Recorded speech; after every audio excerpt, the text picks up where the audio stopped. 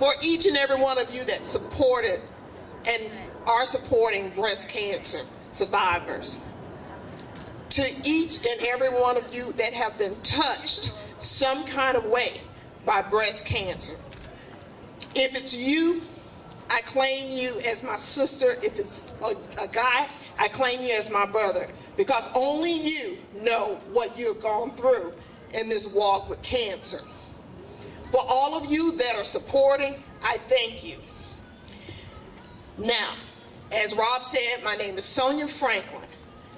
I'm standing here as a testimony about breast cancer, because breast cancer have affected so many people in so many different ways.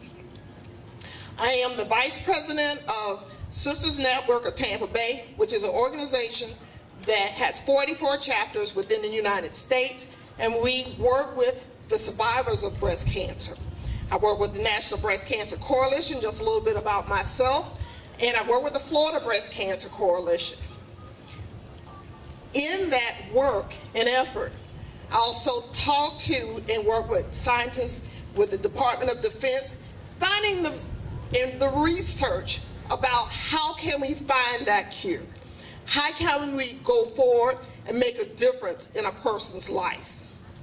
May it be the person that's going through or the family member. I know everybody's looking at my head. I've seen people going, ooh, ooh. Yeah, I'm brave. But this is a battle that has been fought once before in my life. 10 years ago, I was diagnosed with breast cancer. Everybody has a challenge, and everybody have a walk and a cause. And I claim this one as mine. And in that, everybody has a second chance to make a difference in somebody's life, one way or the other. The first part of my life, I want to say, my stage, I have 5.5 stages of a second chance. In that second chance, I have one. My husband of 28 years, Reggie, that escorted me up here. He's my best friend, and yes, he's my high school sweetheart. Then I have a son that's 26 that has blessed me with a grandson. I said 5.5, and that's my half, that grandson that's 5 weeks old. I have a daughter that's 21, and they went through cancer with me before 10 years ago, and they're walking with cancer in the fight against cancer with me again 10 years later. I couldn't do it by myself, and I know this. And in being diagnosed 10 years ago, I wondered why. I wanted to know who picked me. Why was I picked? And I just realized that I have a big mouth and I like to talk, and I don't mind telling somebody and stepping and making that step just a little bit further. When the doctor came in and said, hey, Sonia, I'm sorry, you got breast cancer. I was 38 years old. I thought I had everything going for me. I had 2 young kids, I had a wonderful husband, I had a great family. Who knew? Nobody did. I thought I did everything right, a lot younger, a lot healthier. Exercise, if I had 2 young kids, anybody that have young kids in the house, and you know they keep you going, so I was running a lot. But then being diagnosed, I wondered who. And normally they say it's on the mother's side of the family. Nobody on my mom's side had it, but it was on my father's side. My grandmother passed at the age of 67 with breast cancer. In that passing, I realized that we need to go on. We need to talk. We need to educate. We need to touch. We need to walk.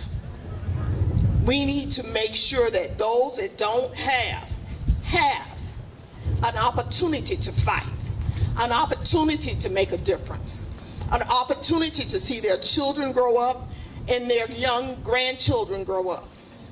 How can we do that? How can we stop the fight?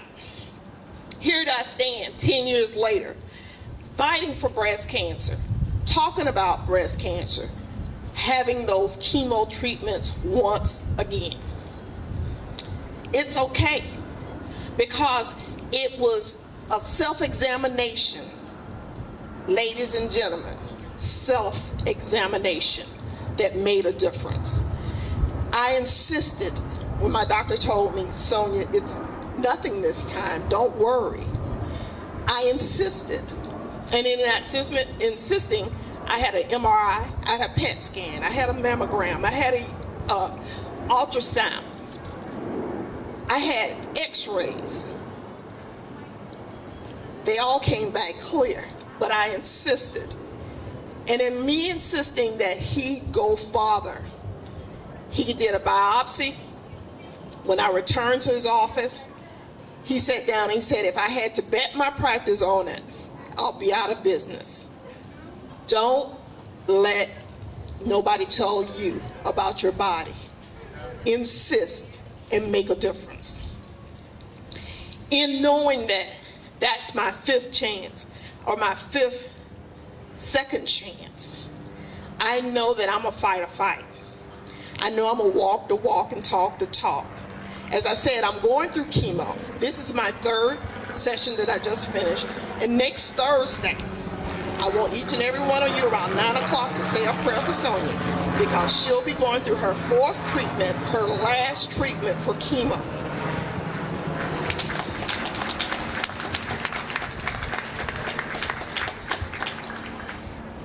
Then finally, maybe this hair will grow back and I won't be bald, because the wind sure feels cool on it right now.